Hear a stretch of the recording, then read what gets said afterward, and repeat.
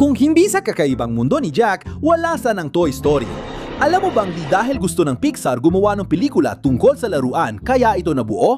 Nabuo ito dahil ayaw na ayaw ni Steve Jobs sa mga pelikulang pantasya ng Disney. Tingnan natin ang kasaysayan ng Toy Story mula sa inspirasyon ng mga karakter hanggang sa halos makansela ito ng 3 beses. Nagsimula ito nang nagtrabaho si John Lasseter, isang batang animator sa Walt Disney Studio. Noong 1982, nakita ni Lasseter ang eksena ng mga motorsiklo sa Tron at labis siyang namangha sa kung ano ang kayang gawin ng isang computer. Sa panahong yon, ginagamit lang ang computer sa paggawa ng epekto at background. Pero nagsimulang magtanong si John ng mas ambisyosong tanong. Paano kung pwedeng gumawa ng animated na pelikula sa ganitong paraan? Una niyang ideya ay i-adapt ang matapang na tostadora gamit ang computer animation. Pero para sa Disney, hindi ito kaakit-akit. Para sa Disney, masyadong mahal ang teknolohiyang yon at wala namang saysay gamitin kung hindi naman ito mapapamura o mapapabilis ang produksyon.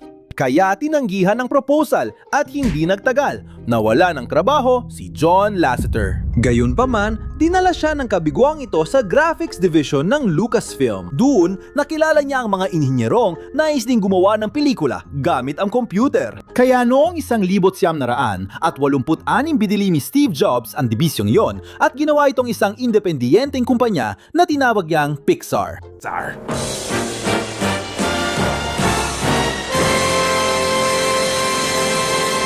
Noon, hindi pa kilala ang Pixar bilang studio ngayon. Pangunahing negosyo nila ang pagbenta ng computer at programang panggawa ng larawan. Ginagamit lang nila ang maliliit na animasyon para ipakita ang kakayahan ng kanilang kadamitan. Ang Luxo Jr., isang maikling pelikula tungkol sa 2 lampara, ang dahilan kung bakit naging simbolo ng Pixar ang maliit na lampara. Ang computer na ginamit sa pag-animate ng Luxo Jr. ay tinawag na Pixar Image Computer. Kung gusto mong bumili ng bago ngayon, aabutin ka ng humigit kumulang $500,000 at $20,000. Ngayon alam ko na kung bakit sinasabi ng Disney na mahal sila. Pagkalipas ng 2 taon, dumating ang maikling pelikulang nagbago ng lahat. Ang Teen Toy ay tungkol kay Teeny, isang maliit na musikero na gawa sa lata na tumatakas mula sa isang sanggol.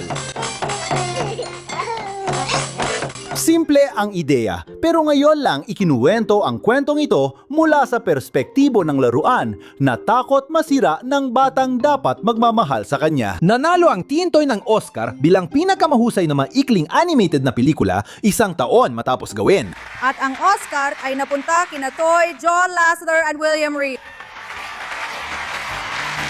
Dahil dito, napansin sila ng ilang malalaking studio. Pero may nangyaring kakaiba noong 1991. Nagpasya ang Disney na makipagtrabaho kay Tim Burton.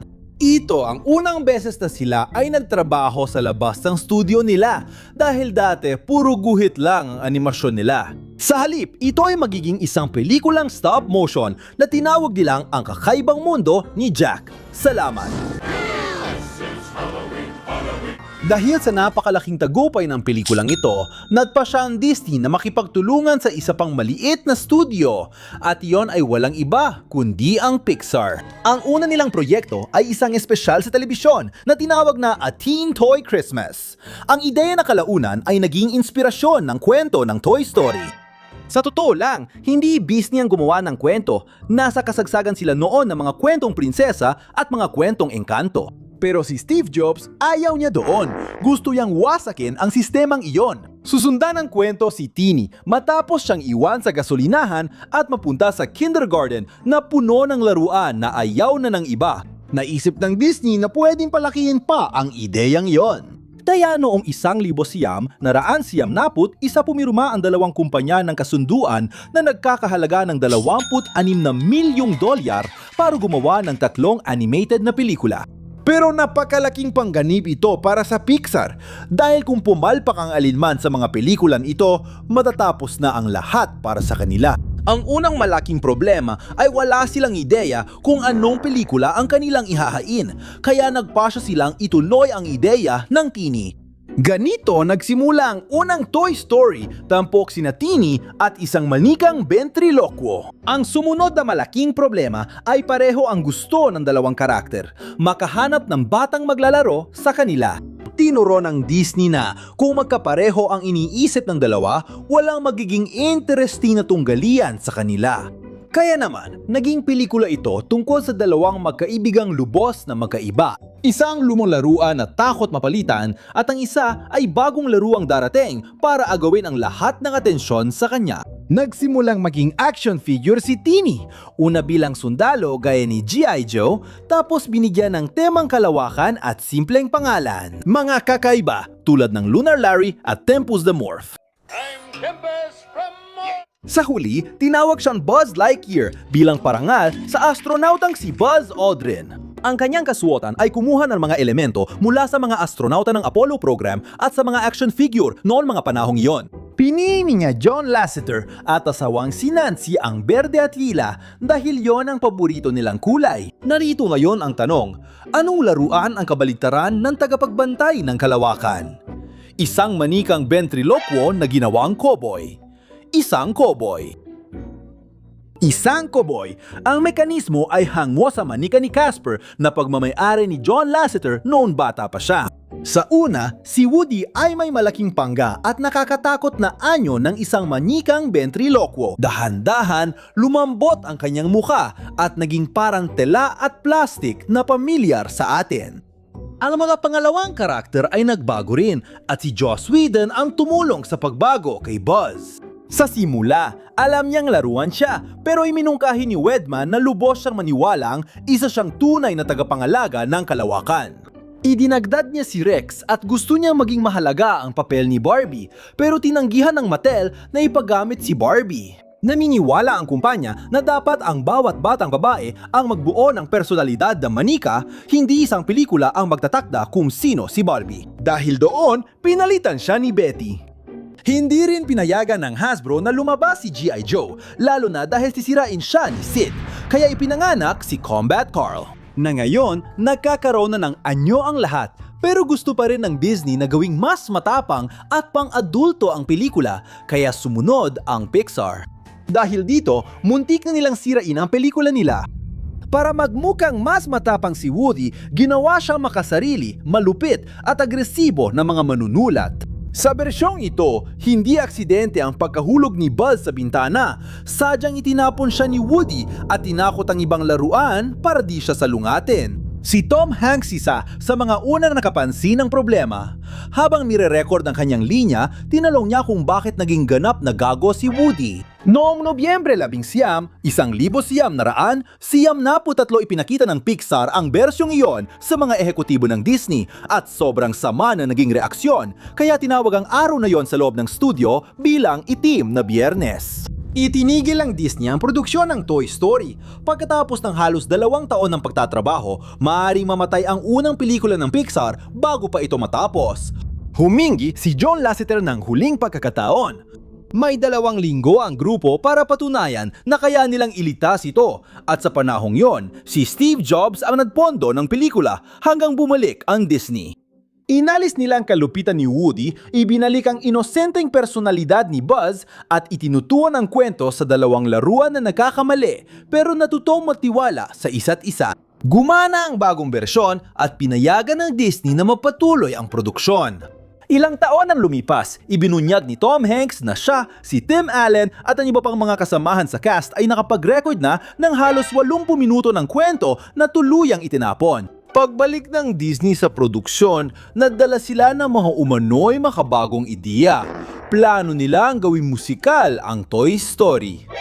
Matagal nang gustong sirain ng Disney ang lahat, mukhang natigil na ang script na yon. Hindi gets na mga scriptwriter ng Disney na tungkol talaga sa mga laruan ang kwento, hindi sa mga batang naglalaro sa kanila. Dahil dito, patuloy silang nagdadagdag ng mga karakter na tao hanggang dumating si Joss Whedon na agad na unawaan kung ano ang gustong ikwento ng Pixar at doon nabuo ang kwentong alam natin na yon. Noon, hindi pa kayang gawin ng teknolohiya ang totoong itsura ng tao, buhok o tela gaya ngayon. Kaya, padawa ng pelikula tungkol sa mga laruan ay naging tamang desisyon. Ang plastic, kahoy at matitigas na ibabaw ay eksaktong mga bagay na kayang-kayang ipakita ng mga computer noon. Dahil dito, maliban kina Woody at Buzz, isinilang din sina Ginong Patatas, Rex at iba pang mga karakter. Sa totoo, may nakakagulat ding kwento si Ginong Patatas. Ang laruan ay naimbento ni George Lerner at sa simula ay wala pa itong kasamang plastic na patatas. Dapat inilalagay ng mga bata ang mga piraso sa totoong patatas. Si Ham, ang baboy na alkansya, ay sumisimbolo sa ilang siglong tradisyong pambata ng pag-iimpok ng mga barya sa mga alkansyang hugis baboy. Si Lenny, ang laruang binocular na may mga mata, ay hango sa Robbing Eyes, isang laruan na ginawa ng Tommy noong 1982. Ang pangalan ni Andy ay hango kay Andres bilang parandal. Si Andy Van Damme, propesor sa Universidad ng Brown at naging guro ng maraming Toy Story creator at animator. Si Sid Phillips, ang kontrabidang bata, ay base sa dating empleyado ng Pixar na sumisira ng mga laruan para gumawa ng bagong halimaw mula sa iba't ibang piraso ng manika. Pero naisip nyo na ba kung bakit lahat ng kaibigan ni Andy ay parang mga Andy rin? At hindi lang dahil tamad sila, kasi noon panahong yon, mahal talaga mag-animate ang mga karakter na tao dahil sobrang hirap gayahin ang texture ng balat. Nagdesisyon ang Pixar na makatipid sa oras at pera sa pag-clone lang ng disenyo ni Andy.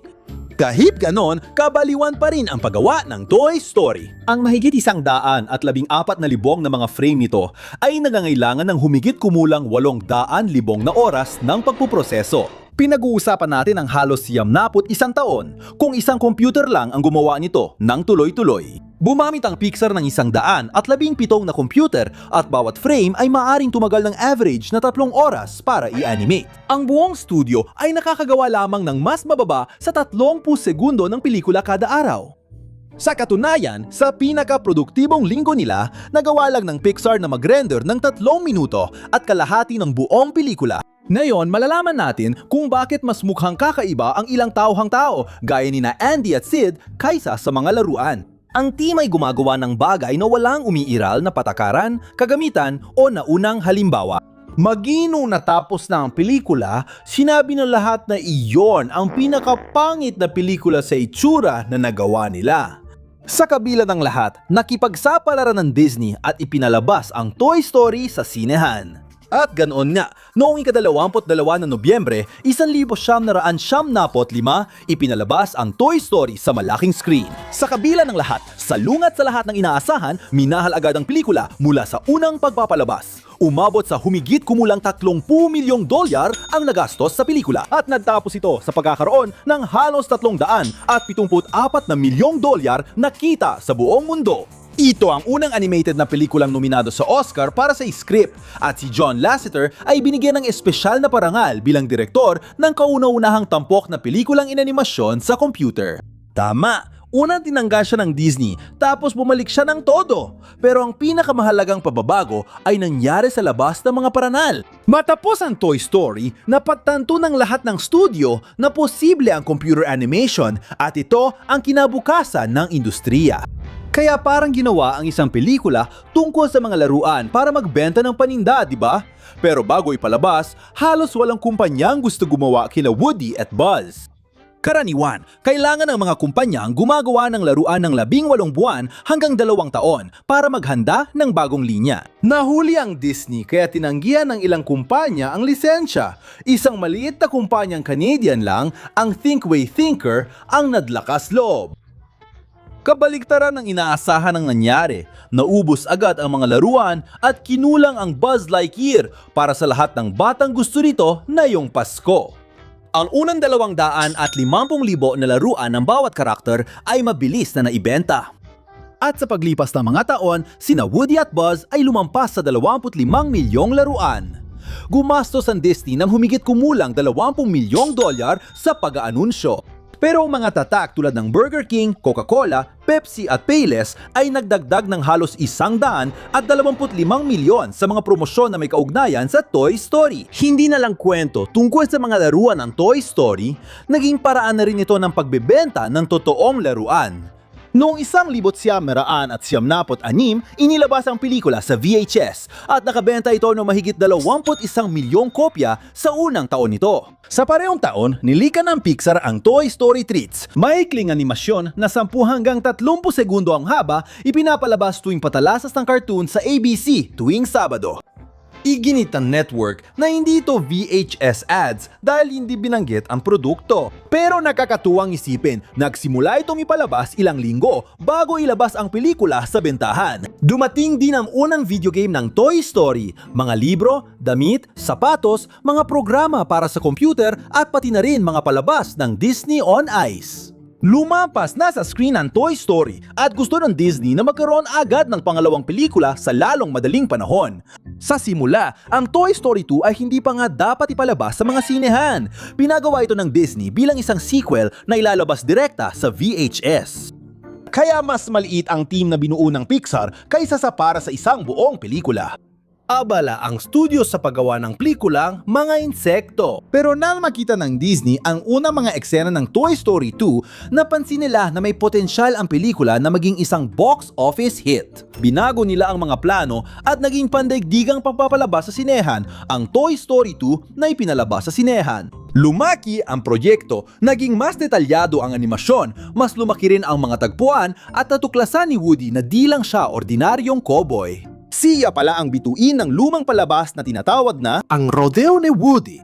Kasama rin sina Jessie, Tiro al Blanco at Mabahong Pete. Abang ang kwento ay tungkol sa nakalimutang mga laruan. Muntik ding mawala ng Pixar ang pelikula. Noong 1998, isang maling utos ang nagumpisang mabura ng mga files sa mga server. Nawala ang mga karakter sa mga eksena habang sinusubukan ng mga animator na magtrabaho. Nang nagawa nilang itigil ito, halos 70% ng pelikula ang nabura. Hindi rin gumagana ng maayos ang backup copy. At ang pelikula ay naligtas dahil kay Galdine Sussman, isang superbisorang technical na nagtatrabaho mula sa bahay para alagaan ang kanyang sanggol at may bagong kopya sa kanyang computer. Binala ng team ang makinang binalot sa kumot papuntang Pixar at tinrato nila ito na parang dinadala ang Santo Niño papunta sa opisina nila. Nabawi nila ang proyekto at pagkatapos ay nagpasya ang Pixar na kailangan nila itong burahin muli. Ngayon sinadya na ito, nang mapanood ni John Lasseter ang pelikula, naisip niyang hindi sapat ang kwento para ipalabas sa sinehan. Tumanggi ang Disney na baguhin ang petsa, kaya halos buong pelikula ay muling ginawa ng Pixar sa loob lamang ng 9 na buwan. Nagtrabaho ang team hanggang mapagod. Maraming animator ang nagkaroon ng repetitive strain injuries at carpal tunnel syndrome. Umabot sa sobrang delikadong antas ang pagod na naranasan nila, kaya may isang empleyado na nakalimutang na iwan ang kanyang sanggol sa loob ng kotse pagdating sa studio. Sa kabutihang palad na iligtas nila ito, sa wakas, ipinalabas ang Toy Story 2 noong ika-24 ng Nobyembre, 1999. Umabot sa halos $70 milyong ang nagastos at kumita ito ng mahigit $500 milyong. Nagladay pa ang pelikula ng mga peking bloopers sa credits na parang totoong mga artista sina Woody at Buzz. Gayunpaman, isa sa mga biro na yon ay ipinakita si Mabahong Pete na nag-aalok ng mga papel sa dalawang manikang Barbie. Matapos ang unang tagumpay, pumayag na rin sa Huliang Mattel na ipahiram si Barbie. Pwede kayong bigyan ng papel sa Toy Story 3 pasensya? Ito bang eksena? Sige mga babae, natuwa ako dito. At kung gusto nyo ng payo sa pag-arte, masaya akong tumulong. Hanggang sa muli. Noong 2011, inalis ng Pixar ang eksenang ito sa mga bagong bersyon dahil kahawig ito ng mga abuso sa kapangyarihan sa Hollywood. Naalala mo ba ang tindahan ng laruan ni Al? Ganito kasi, ang tindahan ng laruan na ito ay hango sa isang totoong tindahan ng laruan sa San Francisco na tinatawag na Jeffrey's Toys. Pero nagsisimula palang lumago ang prangkisa. Matapos ang dalawang pelikula, alam na ng manonood na laruan si Buzz na based sa katang-isip na tagapang-alaga ng kalawakan, kaya luhika lang ang tanong, ano nga ba ang kwento ng totoong Buzz? Sumagot ang Disney sa pamamagitan ng Buzz Lightyear Star Command, The Adventure Begins. Isang animated na pelikula na direktang inilabas sa VHS noong taong 2000. Nagsimula ang kwento sa mundo ng Toy Story kung saan natipon ang mga laruan para panuorin ang pelikulang pinagbibidahan ni Buzz. Pagkatapos, nagbago ang animasyon mula 3D sa 2D para ipakita ang pakikipagsapalaran niya laban kay Zorg. Bumalik si Tim Allen bilang boss sa pelikula, pero sa TV series siya ay pinalitan ni Patrick Warburton o sige, Warburton.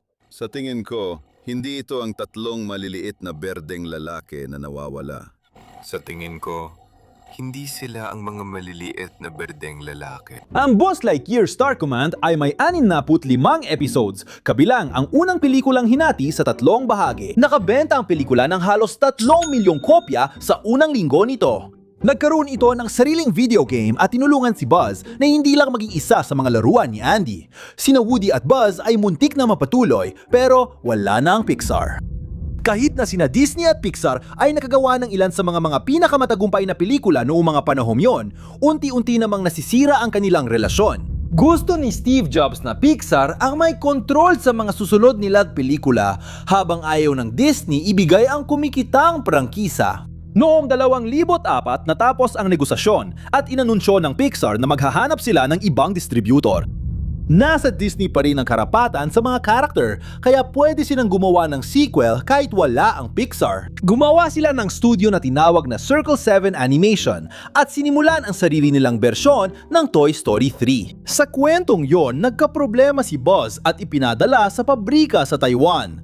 Nang malaman ng mga laruan na aalisin at sisirain ang lahat ng Buzz Lightyear sa merkado, sina Woody, Jessie at iba pa ay ipinadala ang sarili sa Koreo para iligtas siya. Nakarating ang pelikulang ito sa yugto ng script, disenyo at mga pagsubok sa animasyon. Malapit nang mahati ang Toy Story sa dalawa, ang orihinal na mga pelikula ng Pixar at ang mga sequel ng Disney. Pero noong 2006, si Bob Iger ang namuno sa Disney at nagpasya siyang malaking pagkakamali kung mawawala sa Disney ang Pixar. Kaya binili ng Disney ang studio sa halagang 7,000 at $400 milyong, isinara nila ang Circle 7 at kinansela ang bersyong iyon ng Toy Story 3. Bumalik ang prangkisa sa mga orihinal na lumikha nito at nagpasya silang magpaalam kay Andy. Para gawin ang bagong Toy Story, 3 bumalik sina John Lasseter, Pete Docter, Andrew Stanton at Lee Unkrich sa kubo kung saan nila ginawa ang unang pelikula. Hindi rin gumana ang una nilang ideya kaya muling pinanood nila ang Toy Story 1 at Toy Story 2 at natuklasan nila ang tanong na matagal nang iniiwasan ng kwento. Ano ang mangyayari kapag tuluyan ng lumaki si Andy? Si Lee Unkrich ang direktor at ginawang huwad na pangako ng pelikula ang Sunny Side. Malaki na ang pinagbago ng teknolohiya mula 1,900 at 99, kaya hindi na maayos na mabago ang orihinal na mga modelo ni na Woody, Buzz at iba pa gamit ang mga bagong programa. Kinailangang buuin muli ng Pixar ang bawat detalye, kasukasuan, texture at materyales, kaya nanatili ang orihinal na disenyo ng mga karakter. Ngayon, kitang-kita na natin ang tahi at hiba ng damit ni Woody, mga gasgas ni Buzz at mas makatotohanang pag-iilaw. Ang Toy Story 3 ay pinalabas noong Hunyo 18, 2010 at ginawang isa sa mga pinakatumatak na pagtatapos ng Pixar ang pamamaalam ng isang binata sa kanyang mga laruan. Ang pelikula ay kumita ng mahigit 1,000 at 66 na milyong dolyar. Ito ang unang animated na pelikulang kumita na mahigit $1 bilyong at may 5 nominasyon sa Oscar, kabilang ang pinakamahusay na pelikula. Nanalo rin ito ng pinakamahusay na animated na pelikula at pinakamahusay na orihinal na awit. Para natapos na ang lahat ng perpekto, lumaki na si Andy. May bagong batang babae na nagangalang Bonnie ang mga laruan at natapos ng Pixar ang isang trilogy na walang kahit isang pelikulang hindi tinanggap ng maayos. Hindi pumayag ang Disney na mawala ang mga karakter. Sa halip na gumawa agad ng ika-4 na pelikula, nagpakita muna ang Pixar na maiikling pakikipagsapalaran ng mga laruan kasama si Bonnie. Noong 2011, dumating ang bakasyon sa Hawaii kung saan hindi nakasama sina Ken at Barbie sa kanilang biyahe sa Hawaii at sinubukan ng ibang mga laruan na gayahin ito sa loob ng kwarto. Noong taon ding yon, lumabas ang maliit na Grand Buzz kung saan isang maliit na Buzz mula sa restaurant ang pumalit sa totoong Buzz. At noong 2012, dumating ang Fiesta Sores Rex, kung saan si Rex ay nauwi na naging hari ng isang party sa loob ng banyo. Ang 3 maikling pelikulang yon ay nakilala bilang Toy Story Toons. Pagkatapos nito, dumating ang 2 espesyal sa telebisyon na may tinatayang 22 minuto ang haba. Ang Toy Story of Terror na ipinalabas noong 2013 ay tampok si Jessie bilang bida sa isang suspense kwento sa motel. Ang Toy Story na kalimutan sa panahon ay lumabas noong 2014 at nagpakilala ng mga dinosauro mandirigma. Ang mga dinosaur na laruan tulad ni Buzz sa unang pelikula ay hindi alam na sila'y laruan. Tuloy din ang paglago ng prangkisa sa video game. Ang Toy Story 2, Buzz Lightyear sa pagsagip ay naging isa sa mga pinakatumatak na laro. Noong 2001, lumabas ang Toy Story Racer at naging paborito ang Toy Story 3 game dahil sa toy box mode nito kung saan pwedeng mantayo at makontrol ng sariling mundo ng laruan nang hindi kailangang sundan ang pelikula. Pagkatapos, lumitaw ang mga karakter sa Disney Infinity at noong 2011, nagkaroon sila ng sariling mundo sa Kingdom Hearts 3. Sa totoong buhay, binuksan ang Toy Story Midway Mania noong 2008. Sumunod, binuksan ng mga Toy Story area sa Pransya, Hong Kong, Shanghai at Florida na dinisenyo para maramdaman ng bisita na kasing liit sila ng laruan sa bakuran ni Andy. At noong 2013, nangyari ang isa sa mga pinakakakaibang uso ng prangkisa. Biral ang pagsigaw ng aya na si Andy sa harap ng Toy Story character sa Disney Parks kaya bigla sila mahuhulog at magpapanggap na laruang walang buhay. Nawala ang saya sa sikreto nang kumalat ito sa lahat. Natapos ang gawain dahil ang paulit-ulit na paghiga sa sahig ay naging panganib para sa mga aktor at mga bisita. Ang Toy Story ay mayroon ng mga pelikula, maiking palabas, serye, video game, palabas, atraksyon at napakaraming merchandise. Pero hindi pa nasasagot kung ano ang mangyayari kay Woody pagkatapos ni Andy. Nang inanunsyo ang Toy Story 4, maraming manonood ang nag-iisip na hindi na ito kailangan dahil perpekto na ang pagtatapos ng ikatlong pelikula. Alam ng Pixar na may saysay lang ang ika-4 na pelikula kung may bagong pagtatapos ito. Hindi para kay Andy, kundi para kay Woody. Nagsimula ang produksyon na si John Lasseter ang direktor at tungkol sa kwento ni na Woody at Betty. Pero ilang beses nagbago ang proyekto. Iniwan ni Lasseter ang direksyon, si Josh Cuddy ang pumalit sa kanya at halos 3 kapat ng orihinal na script ay muling isinulat. Sa huling kwento, ipinakilala si Forky, isang bagay na gawa ni Bonnie na di maintindihan kung bakit siya nabubuhay. Dito, malaki rin ang pababago sa visual. Kaya na ng Pixar gawin ang ulan, alikabok, sapot ng gadamba, tela at refleksyon na imposible noon 1995. Naglagay sila ng bitak sa enamalang buhok ni Betty. Bilang paalala, nagawa pa rin siya sa porselana. Pumanaw si Don Rickles, boses ni Mr. Potato Head, noong 2017 bago niya mai-record ang mga bagong linya. Himili ng pamilya niya na manatili ang karakter sa pelikula. Kaya sinuri ng Pixar ang 25 taon ng mga recording, tinanggal na eksena, mga video game at mga promotional na material para mabuo ang kanyang mga dialogo. At ang Toy Story 4 ay pinalabas noong Hunyo 2019 at kumita ito ng mahigit $173 milyong at nanalo ng Oscar para sa pinakamahusay na animated na pelikula. Sa huli, iniwan ni Woody si Bonnie para maglakbay kasama si Betty at tumulong sa ibang nawawalang laruan. Muli, parang ito na ang katapusan. At muli, hindi pa pala. Sa parehong taon ng Toy Story 4, naglabas ang Disney ng Si Forky ay May Tanong. Ang serye ay nagkaroon ng 10 maikling palabas kung saan natatanong si Forky ng mga bagay tulad ng ano ang pera, pag-ibig, oras, sining, computer o kaibigan. Noong 2020, lumabas ang Lamp Life, isang maikling palabas na nagpapaliwanag kung ano ang nangyari kay Betty sa mga taong hiwalay siya kay Woody. Noong 2021, isinama ng Pixar Popcorn ang iba pang maikling paglitaw mula sa prangkisa, gaya ng ehersisyo ni Buzz at pakikipagsapalaran ni Ducky at Bonnie. Patuloy gumagawa ng kwento ang Toy Story kahit wala ng bagong pamunahing pelikula. Kaya bumalik ang Pixar sa tanong na iniisip ni Andy mula pa noong una. Sino ang naging inspirasyon ng laruan na si Buzz Lightyear? Ipinakilala ng Pixar ang Lightyear bilang pelikulang pinanood daw ni Andy bago niya hilingin ang laruan ni Buzz. Ngayon, hindi na siya laruang, nag-aakalang isa siyang tagapangalaga ng kalawakan, kundi totoong pilotong naipit sa malayong planeta. Kaya hindi na bumalik si Tim Allen. Pinili ng Pixar si Chris Evans para maiba ang taong bayani sa laruan, pero nagdulot ito ng kalituhan sa maraming manonood. Noong 2000, nagkaroon na ng Buzz Lightyear of Star Command na seryeng nagsilbing inspirasyon ng laruan. Ngayon, naglabas ang Pixar ng bagong bersyon ng pinagmulan ni Star Command na may dagdag na karakter at kwento. Ipinagbawal din ang pelikula at hindi nabigyan ng pahintulot na ipalabas sa ilang bansa dahil sa maikling halikan ng magkaparehang babae.